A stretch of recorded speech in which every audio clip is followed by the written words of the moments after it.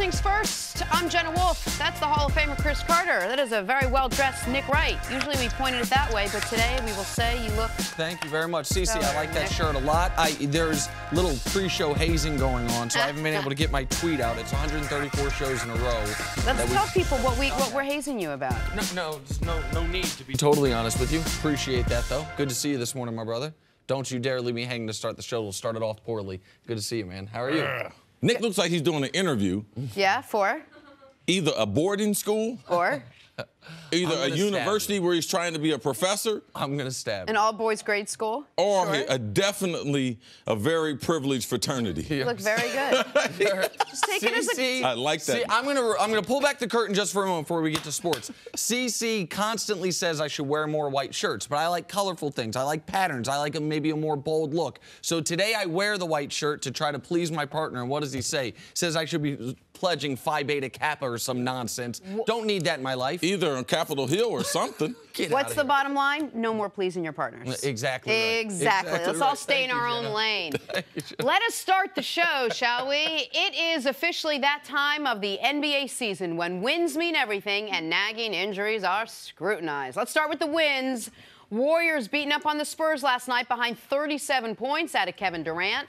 Let's go to the injuries. Steph Curry rolled his ankle in the first quarter and did not return. He'll be out at least the next 2 games. Golden State, though, picked up their 7th straight win. They're now a half game back of the Rockets, who didn't play last night.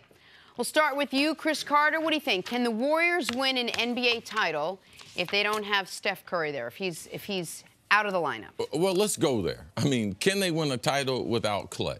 No. Can they win a title with potentially their most valuable player in Draymond because of his versatility? No. Can they win a title without KD? No. Can they win a title without Steve Kerr? No.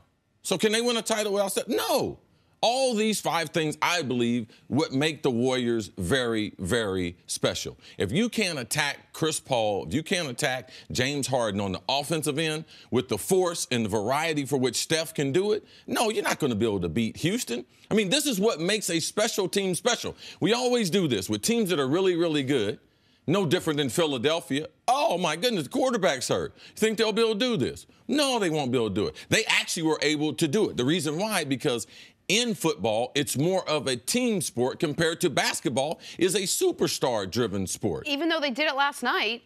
But not for a 7-game series. Yeah, they wouldn't be able to do it for a 7-game series. And you saw what Kevin Durant had to do for them to be able to win this. He had to be super, super special at the end. And you can key more on Clay and on KD. And even though it's a huge task to be able to do, you're going to have a better chance of shutting those 2 down than shutting the 3 down. And also what it opens up on the court. You know, when you have all these shooters, and this is what makes Golden State one of the special teams we've ever seen in the NBA. So we just can't, when they lose one, no, they wouldn't be special. If they lose any of the 5 components that I mentioned, that being the coach and the 4 superstar players, no, they're just like the rest of the teams, or they're not as good as Houston and some other teams. So this is where I totally disagree with you. I do not think they can win without Steph. I do think Steph is their most important player. I do think since they added Kevin Durant, they could lose any of those 3 other guys. And obviously their chances of winning would be damaged, but they could still win the title. Anyone but Steph. Anyone but Steph. I think Steph is the player that unlocks this team. It used to be Draymond, but now that they have Kevin Durant, defensively, if they do lose Draymond, they can still play an offensively dominant lineup and have some rim protection. I believe when you get in a series, Draymond Green becomes more important. And the intangibles that you don't see and they're not on the stat sheet, they come up in a 7-game series where the ball is slowed down more, and I believe he is more of a dominant defender. Last night, they didn't need him. A triple-double. Right. I mean, he's very, very important, not to cut you off and everything. And in a series, I believe he's more important than the regular season. I want to make this clear. If Clay or KD or Draymond or even the head coach Steve Kerr went out, if we found out today or tomorrow they're done for the year, their chances of winning a title are damaged drastically. But if we found out today that Steph Curry were done for the year, to me, their chances of winning the title go away. What he does for them from a space spacing perspective and from a terror inflicted on the defense perspective, I mean, we can just look at it. With Steph Curry on the court this year, they score 120 points per 100 possessions. That is way better than the all-time NBA record the Rockets currently hold. Without Steph Curry on the court this year, they're at 106 points per 100 possessions. That's a good number, but not even an elite number for this season. They outscore teams by 15 points total per 100 possessions with Steph. Without him, it's around 6. Like, he is now. Meanwhile, without KD this year, they're 7-1. Now, last year they wouldn't have won the finals without KD, but I have seen this team, granted with a deeper bench, win a title without Kevin Durant. I have not seen this team have any high-level success without this guy who now has suffered his 4th right ankle injury in the last 2 months. So it's not like this is just a little sprained ankle like we saw with Anthony Davis that maybe will be back. This isn't the first time he's had this. So when you talk about nagging injuries, something that's going to plague you when there's less than 20 games left in the season, and you're talking about how you need all 4 or 5 components to make this team tick, how worried are you about Steph Curry? And it's just not a nagging injury. He talks about the last 2 months, but if you look at Steph's career, what would be the one thing that's plagued him? It'd be ankle injuries. Ankle. When they questioned were they going to sign him to an extension when his first contract was coming up due, the conversation was his ankles. So, no, this is not something new. If Steph Curry, besides his jump shot, there was something going to happen to him or something that would be able to slow down smaller guards when they start losing their legs, that being knees and ankles. Steph hadn't had any problem with his knees, but his ankles have given him trouble. So it's not something that's new. It's definitely something that's problematic and definitely something that we should watch, because where they were playing, the level they were playing at before Steph got hurt, was they had really made a push in the second half. Yeah, we talk about Houston. They won 16 in a row. They needed to win 16 in a row just to have a half-game lead. So Steph and the Warriors have been playing tremendous basketball since the All-Star break. Yeah, this is not what you want to see in the last 20 games, your star point guard being out of the lineup. But this is what tends to happen in NBA basketball, where you have a guy or a key player who headed into the playoffs might not be 100%. The Warriors have been, and I give them credit for this, but it's just the reality, incredibly fortunate about their own injuries and their opponents' injuries in the postseason. They have been the recipient over a 3-year window of a lot of injuries. Enormous injury luck for them. The 2 years they won the title, the first year, every playoff series they played, their opponent was without their starting point guard. That's extra beneficial when your starting point guard is the damn league MVP. Right. Last year, en route to winning the title, when they played Portland, why was Portland even a playoff team last year? Because of what Nurkic had done in the second half of the season. He's injured. That's their first-round series. Their second-round series, why is Utah there? Because of who Rudy Gobert had been. What happens to him? He's injured. In their third-round series, why is San Antonio there? Because Kawhi Leonard was a top 3 MVP. He plays 2.5 quarters of that whole series. So this Warriors team, meanwhile, when we talk about what's the biggest injury they've suffered, that Andrew Bogut missed 2 games of the NBA Finals 2 years ago? Iguodala had a cold 3 years ago. No, I mean, and I know people will say, well, Steph hurt his knee. Steph did hurt his knee the year they lost to Cleveland. But he was back by round 2, scoring 17 points in overtime of a round 2 playoff game, and didn't miss time the rest of the way. And pronounced that I'm back. Right. Explain to the world I'm back. So the Warriors have been incredibly fortunate when it comes to injuries. Even last year, when we thought Durant might have blown out his knee, the fact that it was only a sprain when Zaza flailed into him and he was full go for the postseason. Like, this is what happens when you play 100-game season after 100-game season. And it also supports why you've said it's hard for a team to be able to win 3 out of 4. It's not that they're not good. It's not that they're not great. But the numbers don't lie in their favor. They've been fortunate. They've been on the good side of things. Now, how long will this be able to last? I know that's something that you've talked about in year number 4, those 62 playoff games that they've played and just the overall attrition of what the team has gone through. But quick question. You wonder if it matters in the early rounds. So you saw what Kevin Durant could step up and do, you know, without Steph Curry. Does it matter in the first round, maybe the second round, if he's here for a game, out for a game, as long as he's here for the big opponents, the big games? And this is the main reason why I thought OKC was a problem. Not a championship team, But right now, they're sitting at number 7. If they started the playoffs today, Golden State would be playing against OKC. Now, Steph, you want to be hobbled in that? And then just couple that. We don't know who they might play in the second series, but they might get Portland. So the guard play is so strong. Yeah. And especially with someone like Steph, I can understand why people would argue who's the most important. It's Steph, because you can't replace his shooting and you can't replace his ball handling. Right. Kevin Durant, we might be able to replace some of the things that he does offensively. But Steph, that shooting and his overall ability to be able to dribble the ball and handle the ball and run the offense, that is hard to replace. And when Cris says that shooting, it is Steph's impact on the offense without touching the ball. It is the gravity on the defense. When you have the greatest deep range shooter in NBA history, and he can stand 34 feet from the basket, and you have to guard him as if he is 14 feet from the basket, the way that opens up the rest of the court. Yes. So could it matter this year in the West? Unless they draw the Clippers, Nuggets, or Jazz, one of those teams is going to make the playoffs. Unless they draw them in the first round, any of the teams they could play, San Antonio, Minnesota, Oklahoma City, New Orleans, in the first round, if Steph were not there, all of a sudden, that's a series they could lose. 100%, that's a series they could lose because the West is so deep 3 through 7 right now. Moving on to LeBron James. So on the court, he says he's playing at an all-time high. Off the court, he says he's still figuring out what he's doing next season, and somewhere in between, he's just living the life.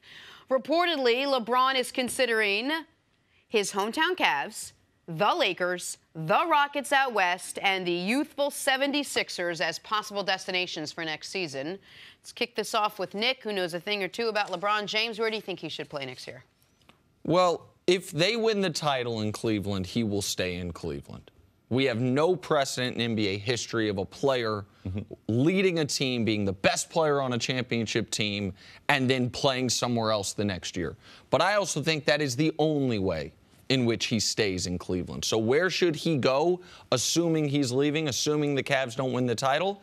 I believe the best option is Philadelphia. I think Philadelphia gives him the best combination of chance of winning along with not tarnishing his legacy at all. Because if James Harden wins the MVP, and if the Rockets make the NBA Finals or win the NBA championship, him going there is not the greatest of looks for a guy who is, at the very least, the second or third greatest player of all time and maybe the greatest player of all time. So I don't think the Lakers are close enough to winning. I think Houston might be too close to winning unless they totally flame out in the postseason.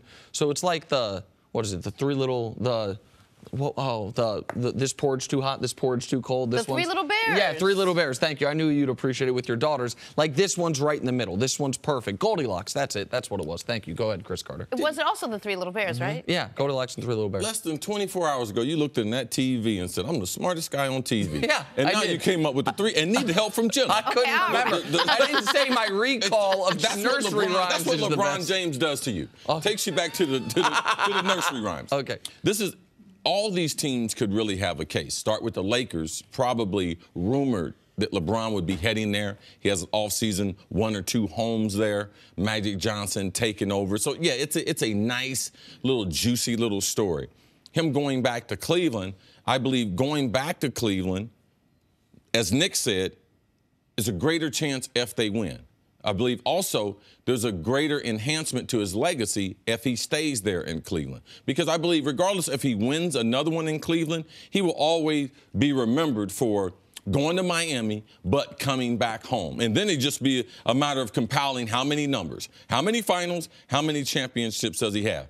I believe Houston is probably very, very intriguing. I can understand the Harden, but I just believe from an ownership, from a management standpoint, I believe there can be a connective ability between their new owner, who runs the team, Daryl Morey, right, and LeBron and his overall basketball IQ. Because I believe that, I don't know this personally, Houston said they're consumed with Golden State. Right. And right below that, I believe that they're consumed with trying to get LeBron James. So his ability to be able to be in partnership with a rich guy compared to the relationship he has in Cleveland, in a partnership with Daryl Morey, because LeBron is into the X's and O's. He's into the analytics. He's into basketball. So I could see his mind being cultivated, being there on the backside of his career. Now, Philadelphia, I believe, is the most intriguing. I don't believe him and Ben Simmons on the court at the same time, they enhance each other's skill sets because both of them drive to the basket. They need several other shooters, but it's very, very intriguing. LeBron with Joel Embiid as Joel Embiid enters into his prime, learning from LeBron. So all a very, very good situation. I believe he stays in Cleveland, though. They have the best chance of keeping him. Well, selfishly, like you talk about all the time, you're on the East Coast. You don't get to see him if he goes to the West Coast. Yeah. It's really difficult. So I asked you, Nick, is there an East-West factoring component to this? Like, who would the league, like, what would be best for the league? The best for the league is that he does not go out West. The best. It doesn't matter if it's the Sixers or the Cleveland. No. I think the best for the league is that he stays in the Eastern Conference. The league is so concerned that he may go out West. I believe that's one of the main reasons they floated the idea we could change the playoff format, because you don't want to have, if LeBron goes out West, and you know how much I love ranking players, of your top 8 players in the league, the only one who's in the Eastern Conference is Giannis Antetokounmpo, and he's 23 years old. Like, you would have 7 of your top 8 players in the Western Conference. That wouldn't be ideal. You said something about Houston being potentially consumed with LeBron James and about their new owner, Tillman Fertitta. People don't know Leslie Alexander owned the team when they won the championships with Akeem Olajuwon. He sold the team right before this season. Tillman Fertitta, his brother, he's family members with the people, the Fertitta brothers in the UFC. Tillman owns the Golden Nugget casinos. He also does like Billion Dollar Buyer, some show on TV that people know on, I think, HGTV. Has a ton of money and is super involved. He was sitting in front of us courtside at the Nets game here in Brooklyn. He is really interested in being a hands-on owner. You mentioned Daryl Morey. I don't think this is revealing a confidence because it was 6 years ago, but I sat down with Daryl 6 years ago talking analytics, and I asked him, because they have a lot of proprietary models they build on grading players. And he said, listen, there's no perfect formula. And this was when LeBron was at the peak of his offensive and defensive powers. He said, there's no perfect formula, but I'll tell you this much. Whenever a guy comes in, we're trying to hire, or a guy that works for us and builds a model, there's one test we always do. Does LeBron grade out as the best? If not, your model's broken. That's how highly Daryl thought of LeBron. And that was 6 years ago. Prior to LeBron winning titles. Back, you know what I mean, when LeBron first got to Miami. Houston would love to have him. And me, selfishly, guy that still owns a home in Houston, used to live there, I like that as well. Cece, Harden's going to win the MVP this year. The Rockets might have the best record. There will be a lot of, how different is this? And Durant going to the Warriors. And you're consistent in what you said as far as Steph and KD. And when KD went there, the class that it put him in, or what he wasn't allowed to do after that. And with all the criticism of LeBron, it's not the best for him to join Harden, because we know what people would say after that. Shockingly, this will not be the last time we talk about where LeBron is going next. Here on First Things First with Jim Jackson. Jim, we occasionally talk about LeBron James on the show. Not sure you ever saw it. He plays basketball for the Cleveland Cavaliers. Today shouldn't be any different, though. LeBron had 39 points, 8 boards, 10 assists in a win over the Nuggets on Wednesday. He did? After the game, I'm going to get you some stats on that. After the game, he described his play as, quote, an all-time high. He's averaging 27, 8, and 9 in year 15. It's not bad. Wow. I would say that's how you would take that. So, Jim, what do you think LeBron has to do to cement himself as the best player of all time? Or has he already done it? I don't think it's up to LeBron, because it's who's writing the script at the end of the day. Because who's writing the script when Wilt was playing, when it was Bill Russell? It depends on who's writing the script, because they're going to be able to ink in who's the best, because it transfers between generations, because LeBron is probably going to break every record known to mankind in the NBA, because he's just that good. And then the league changed so much in regards to freedom of movement, being able to score. And plus, we've never seen anything like LeBron in the NBA. At 6'8", 250, 260, to run a 4'3", 4'4", to be able to play 15, 16, 17 years without any significant injury. If he misses a game, it's because he's tired and wants a little break. And he doesn't miss games now. But that's what I'm saying. You know? So he's kind of an anomaly in that regards, but it still is a difference between who's evaluating who's the best player because it's all opinionated, you know, and it's based on different factors. And I think that's, and Nick, I know you're a big proponent of. You wanted to talk about this. So I want to give you a different perspective because you got to understand about who's evaluating the best compared to maybe some writers outside looking in compared to players who've played against some of the top tier players. And Chris, I know you can appreciate this. Playing in the NFL, it was certain guys that may be considered the greatest, but for you, yes, some guys that played. Yeah, there was a dude named Dale Carter, man, right. cornerback. Kansas City. Man, that dude gave me some problems. And why? Man, he is so long, so quick, so mean. I mean, he just didn't put together the longevity or consistency. But shoot, Deion, much respect. Dale Carter, shit. But here's my thing though. But with Deion, a cover corner was different than. Yes. Different style. And different than a Ronnie Lott. Why? Yes. Mm-hmm. So talk to me then, because you're leading up to something here. So tell me as a player. Because the players, we evaluate another player a lot differently. And it's not just how do you? It's not just based on number. So I know you love to put these blind reveals together. So I put one together for you. Yeah. That's what I'm talking about. Oh my goodness. Now this one doesn't entail everything I wanted to put in. But you got points. What is this? They're career ranking points, MVPs, and titles. Okay, and you look at this and you say, okay, well, we can have a conversation about who's the best. Yeah, I mean, okay. you should tell me who each of these guys are. The first one's Jordan. The third one's LeBron. And the second guy, third all-time in points, that's Kobe. Okay, but you're wrong. So let's reveal. Oh. No, I'm not. Yes, you are. Jim Jackson. Yes, you are. Oh, it's Kareem. Okay. Oh, because it was 6 MVPs. Okay. Yes. So here's my thing. As a player, I view things totally different than – because I was in generation with Michael, with Kobe, and LeBron. Mm-hmm. And how I view it is a little bit different. So Kareem and Kobe, if you look at those stats, these are the two players that a lot of times get exited out when we talk about some of the greatest players. Well, hold up. Yeah. Hold up. And a lot of the reason why is because a lot of people look at Kareem and Kobe from this aspect, is that they're not personable. We don't really like them. I like Kobe as a player. I don't like him as a person. Kareem Abdul-Jabbar was so polarizing that when you talk about the greatest of all time, Kareem's name is at the top of the list. Hold up, let me finish. But because a lot of people viewed him as aloof. I didn't have a great rapport with reporters. Yeah. A little militant. Based on that now they don't give him the. And it's the same thing with Kobe. Kobe wasn't the most personable person when he played. He wasn't the most amenable to the press. People didn't like Kobe personally. So when you start talking about whether Kobe the feud with Shaq is in the best, is what? Okay, listen. I have nothing bad to say about Kareem. Chris knows this, that I always say, if we're talking about raw accomplishments, Kareem should be considered the greatest player ever. I apologize, I misread the numbers, but you're absolutely right. He has the most MVPs ever. He's got the most points ever. He was the best player in the league his first day in the NBA. He changed college basketball. So Kareem, if you want to make the argument that Kareem, rather than Michael Jordan, rather than LeBron, should be considered the best player ever, you can make a credible argument there. Right.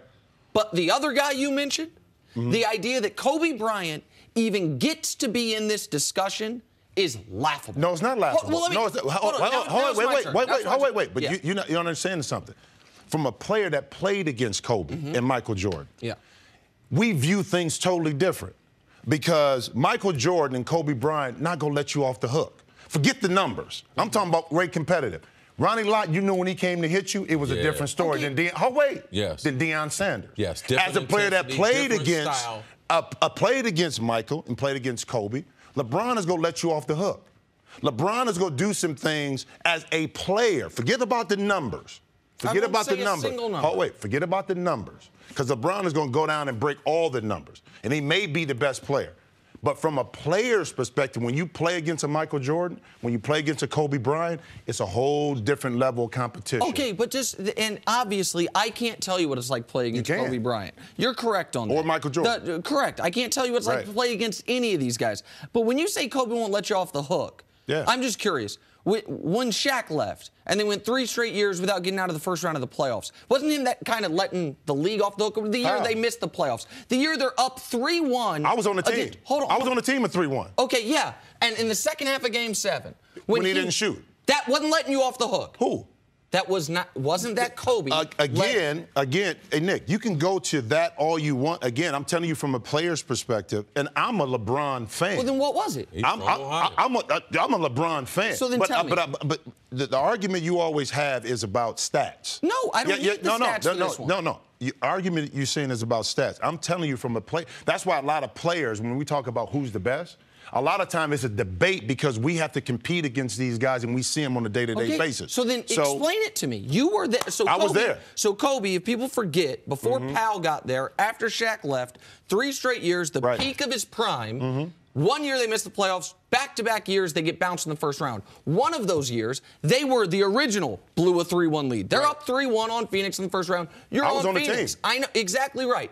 So Kobe in Game 7 is pissed. Again, it's a closeout game. Won't shoot the ball in the second half. Right. You are saying he never let guys off the hook. Right. If that's not letting guys off the hook, what is? Can we go back to LeBron in Boston? Hold on. Can we go back to LeBron when he didn't play well against Dallas? Hold on. Hold on. But wait, time out. You got to answer my question first, I'm answering your question. If you're going to compare Kobe to letting off the hook, what about LeBron and Dallas? Listen, I have said time and time again, LeBron's series against the Mavs is the biggest black mark of any all-time.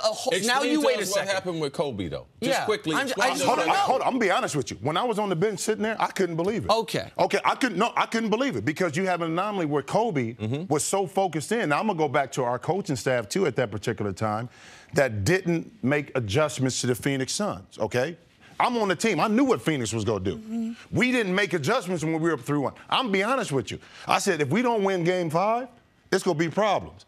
At Game 6, when we were at home in L.A., I said, we better win this because in Game 7, it's not going to happen. And it didn't happen. So we always have an anomaly. We can point to anybody's career when Magic Johnson turned the basketball over. Right. When they had questions. When Larry Bird had 8 points. Exactly. So we can always go and nitpick somebody's career. But I'm telling you from a player's perspective of how we view players. Jim, and I can't tell you you're wrong about how you view it, but if you're telling me that you want to disregard all the numbers. I didn't say disregard all the numbers. I told you that LeBron probably will break and have all the best statistics in the world. And I'm giving you an example of a player that's played in 3 different decades, that played against Michael, a whole different thing. Played against Kobe, totally different approach, and played against LeBron.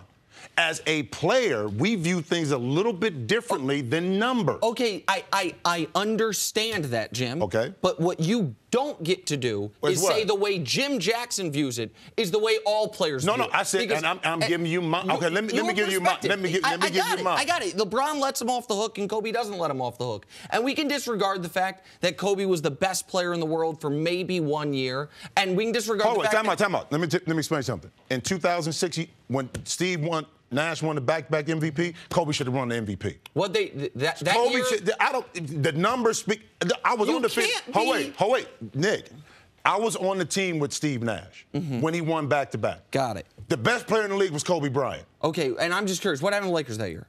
We lost. I got traded. I was on the team. No. Right. I was on the team. Steve Nash he had statistically had the numbers, but Kobe was still the best player. The Lakers that year, they lost in the Western Conference Finals? We lost to Phoenix that year. Oh, they lost in the first round. Okay. Yes. All right, I was on the team with both. So the team with the best player in the world didn't get out of the first round. Right. That's what you're telling me. Yeah. Okay, well, that's an anomaly in NBA history. The idea that in this sport, you have the best player in the world, and you can't get out of the first round. And the idea, when you talk about Kobe and say we can't disregard the numbers or just talk about how it felt like playing with him or playing against him, it also disregards the fact that we gloss over the things that for every other great player, for every other guy that's in the discussion, are mandatory. Multiple MVPs, show them to me. How about being the best player on a championship team at least 3 times? Show it to me. You can't do that with Kobe. I'm going to tell you guys I'm going to tell you guys what's clear. Ronnie Lott is definitely the best DB ever in NFL history.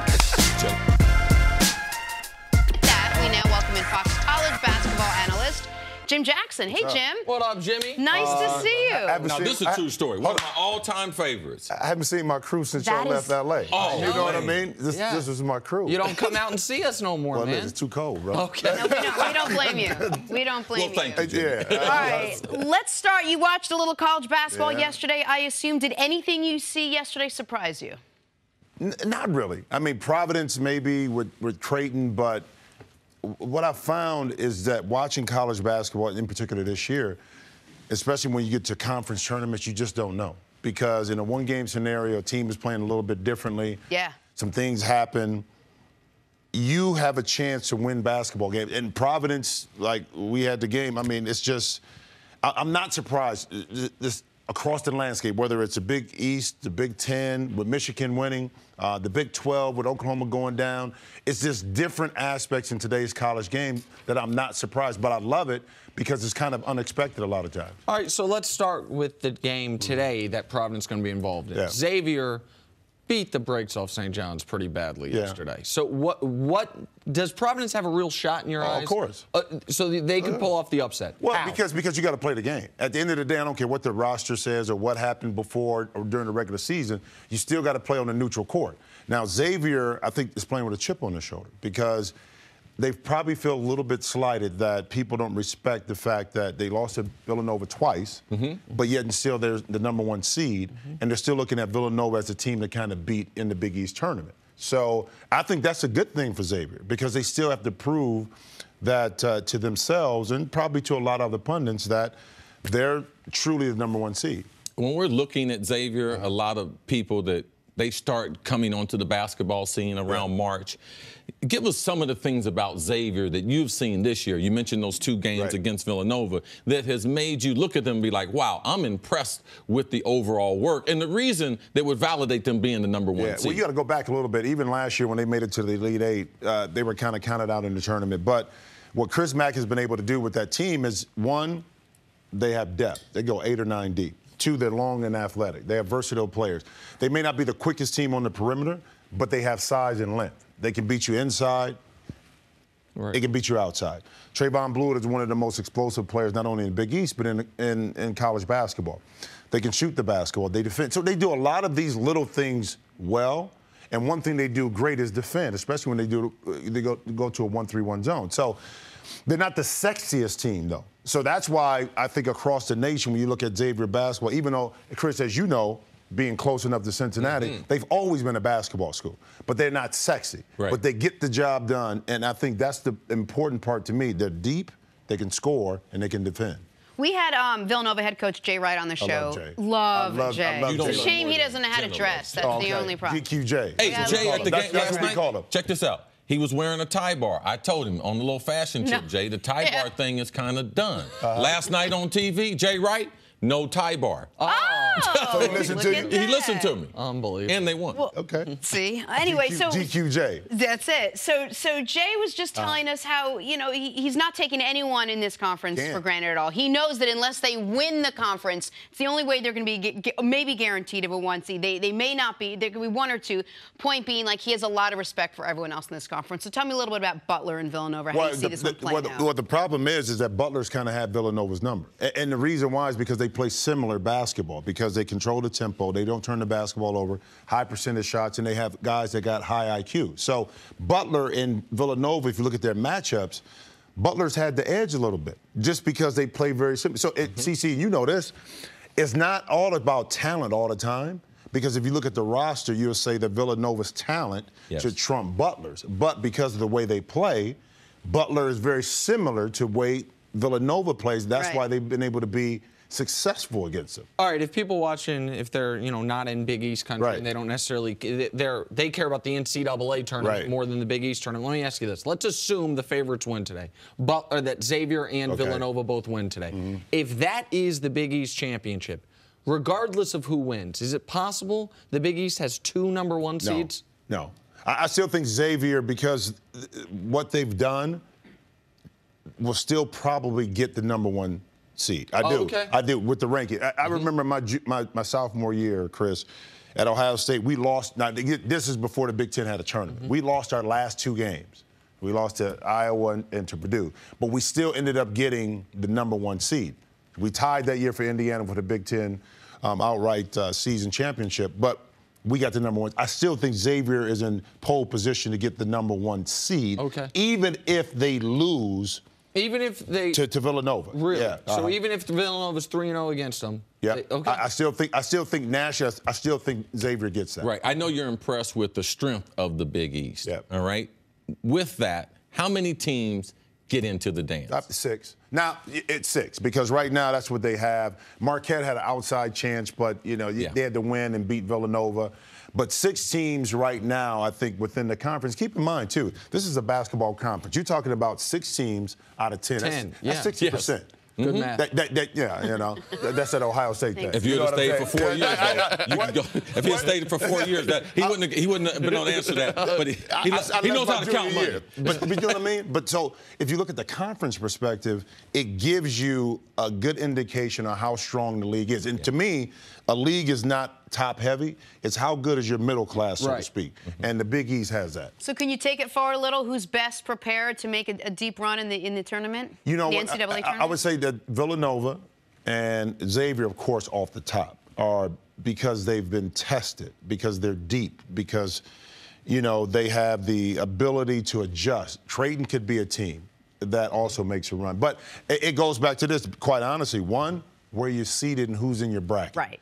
Because I think this year, more than anything else, is all about matchup. There's not a great team. There's not one overwhelming team. No. The best, the team that's going to be the number 1 overall seed is Virginia, and nobody believes in Virginia. Exactly. Come on. Yeah. Watch out for Butler in your bracket. Oh, okay. Oh, see. Watch out. I'll tell you what, though. In the Big Ten, watch out for Michigan. Michigan. Yeah, Don't even your gun on. Don't just say but you know.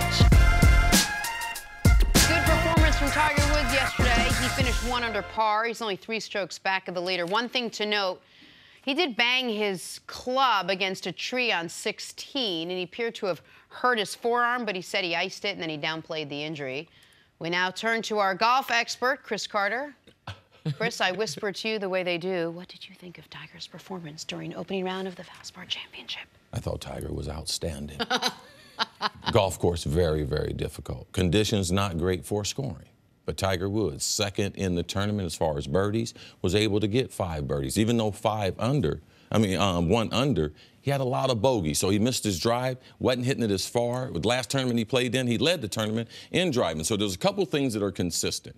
His driving has been inconsistent. His putting has been amazing. I would not be shocked if within the next 2 months, on a Monday, we're on this show talking about Tiger Woods has finally won. Because if you can putt the ball, and if he can stay healthy, which all the reports are, he's not having any setbacks as far as his back, Tiger Woods is going to win. So he's trending that way. Yes, right if you can putt the ball in the hole. And one of the things about Tiger, they would say he's the greatest clutch putter ever. And right now, second in this tournament as far as putting efficiency. If you keep that part, I believe he'll get it straight enough, or he'll play on a course where the driving is not as important, like Augusta. And he'll be able to get the ball, because if he can make a lot of birdies, it will, an errant tee shot here or there, it will not kill him. So Tiger Woods is close to being back. I wouldn't be surprised if he wins in the next 2 months. Well, you said you wouldn't be surprised if we're on here a Monday talking about Tiger winning. I wouldn't be that shocked if we're on here Monday talking about Tiger winning. He's 3 back of the leader. The leader's a guy named Corey Connors. You then look at the guys at 3 under. Wee Kim, Nelly Kraft, Nick Watney. Watney's the only one that has had some PGA Tour success. And then a whole bunch of guys at 2 under and 1 under where Tiger is. It's not like the last tournament where he played well, where he was playing well, where he could make a top 10, but the leaders had run away and hidden from him. Like, that's not the situation. And you mentioned it, what we had seen in Tiger's attempts at comebacks, when it gets away from him for a second, sometimes his mental focus wanes. 12 and 13 yesterday. Back-to-back bogeys after back-to-back birdies. That was such, you could see the frustration on his face. But the fact that he rallied after that, was 1 under the rest of the round to finish 1 under, that was, to me, a great sign. Another great sign was the tee shot he hit at 16 after those bogeys deep into the trees, and had to hit an incredible shot to try to save it, hook it around the trees, and to take the chance that he did, it lets you know that his body, he trusted enough, because he knew he was going to hit the tree. He told the fans to back up, and not because the ball might hit you. I know where the ball's going to go, but I don't know. I believe the club might shatter, so the club might hit you. So having the confidence to be able to hit that type of shot, to me, is a telltale sign of Tiger Woods is close to getting back to the winner's circle. All right, let's move on to the NFL. Earlier this offseason, and he likes that grass better, too, in Florida. That's where he kind of The Rams snatched Marcus Peters from the Chiefs. Note the verb used. And now they have snatched AQIB TALIB from the Broncos in exchange for a 5th-round pick. Same verb. AQIB TALIB, if you recall, was involved in the now famous chain-snatching skirmish with Raiders' Michael Crabtree. But now he's with the Rams team, clearly looking to improve on last year. So, see, what's your reaction to the Rams, I guess you'd call it the very aggressive offseason so far? Not only aggressive as far as the transaction, getting players that have question marks about locker room, question marks about their overall attitude, question marks about character. It lets you know they're trying to win it. They feel like they're very, very close because you don't add 2 players to your locker room. One in Marcus Peters, who is a young superstar. And let's not forget, the Rams aren't in St. Louis no more. They're in Los Angeles. There's a lot of eyeballs. There's a lot of optics. And so when you bring Talib in, you bring Peters in, like you are saying that, man, our locker room can handle this, but also this culture in Los Angeles, because this is the kind of things you have to do to be able to take attention away from anything going on in Los Angeles, like, because they got a lot there. If you're going to get fans in the stands, you need great players. And they're letting you know offensively, we feel like we're as good as there are. We need some help defensively. It also lets you know they're going to play a lot of man-to-man. Because these guys, they are not good in zone. So they're going to blitz the quarterback. They're going to put pressure on the quarterback and play man-to-man outside, a lot like Denver did several years ago in winning their Super Bowl. And what was the key to Denver winning that Super Bowl? I understand Von Miller was great. Obviously, now the year they won it, Peyton wasn't great, but the years leading up to it when Peyton had been great. But they had the best cornerback duo in the league. You can play man-to-man when you got Chris Harris on one side, AQIB TALIB on the other. Since Marcus Peters came into the league, no corner in football over the last 3 years has allowed a lower passer rating. You know who's 5th on that list? AQIB TALIB. People are like, AQIB's not as good as he was. Listen, AQIB is no longer in the discussion as the very best corner in football, but he would still be, in my opinion, the best corner on 22 teams in this league. I think he is still an excellent player, even if he's closer to the end of it. But I do want to say one thing about a guy whose name you didn't mention, Wade Phillips, the defensive coordinator for the Los Angeles Rams. And what this tells you about Wade's approach, Wade's double the coach's age, right? More than that. Wade's in his early 70s. Wade has a son that's a coach in the NFL, a son that's older than his boss, the head coach. Wade Phillips, you know what he is not concerned about?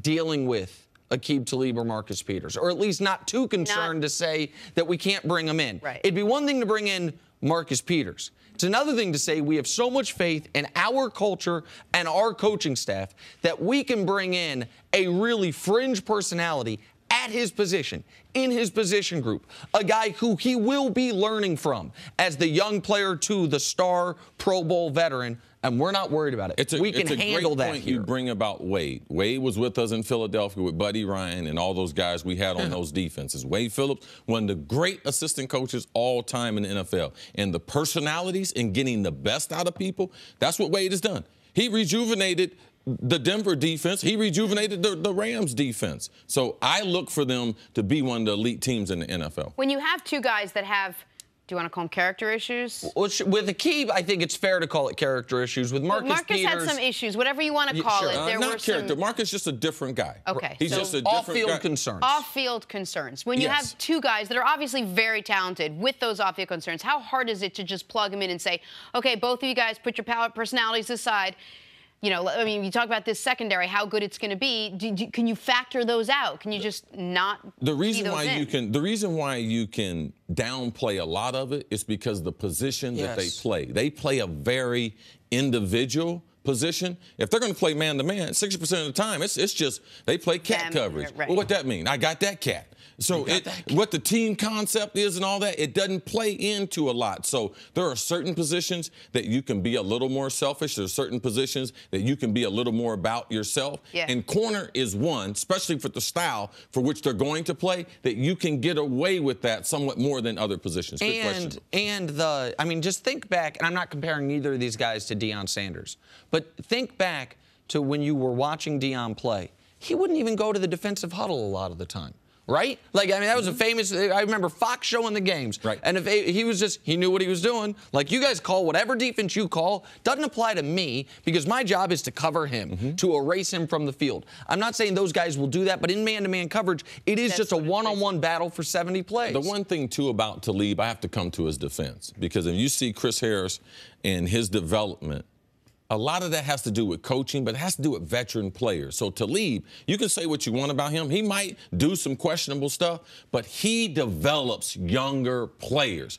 Marcus Peters and him come from the same kind of stuff. Marcus Peters from the streets of Oakland. My boy TALIB, he from the streets of Dallas. I believe what TALIB has been through and the level he's been able to play at for the long time, he will help Marcus Peters. Because Marcus Peters, not only is he going to the Rams, he needs a new contract. This is the most important year of his career, and I believe TALIB will help him get that big payday he wants. And what we've seen from Wade Phillips when he has a star, all-time front seven guy, what he can do with the secondary. In Philadelphia, when he was there, you guys have Reggie White, correct? Yes. You have in Houston, you know, more recently, he has J.J. Watt. Now he's got Aaron Donald. When you have one of those star guys on your D-line, the freedom it gives him with his secondary, like the things. Also, we saw Von Miller. Yeah, The best part of Von Miller's career, they're in Good Denver point. when Wade was the defensive coordinator. Absolutely.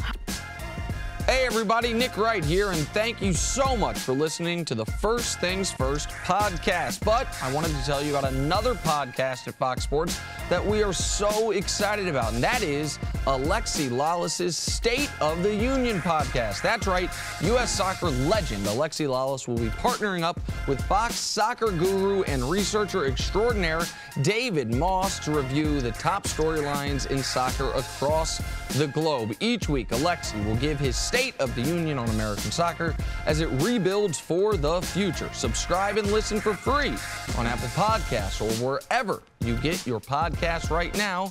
Now back to the show. Back to the NFL. Seattle likely to release Richard Sherman today. Working for him, well, he's a 5-time Pro Bowl cornerback with as much passion for the game as just about anyone. Working against him, he'll be 30 at the end of the month and coming off an Achilles injury that ended his season last year. Now, the Patriots have been linked to Sherman as a team, since they'll most likely get rid of Malcolm Butler. CC, should Super Bowl contenders be interested in Sherman's services? Whew. Buyer beware. And the reason why, who is Richard Sherman at 30 years old? Like, I don't know that. So if you're a Super Bowl contender, like, I don't know what you're getting. I know the player who got hurt. And I know that when he got hurt, that there was a slight decline in his overall ability. The stats, they tell that story. Now, Richard Sherman, who is he? He played in an elite defensive system, all right? He is a big corner who was very, very good at bump and run, but very, very good at also playing zone that looked like man-to-man. He benefited from the rush that they had.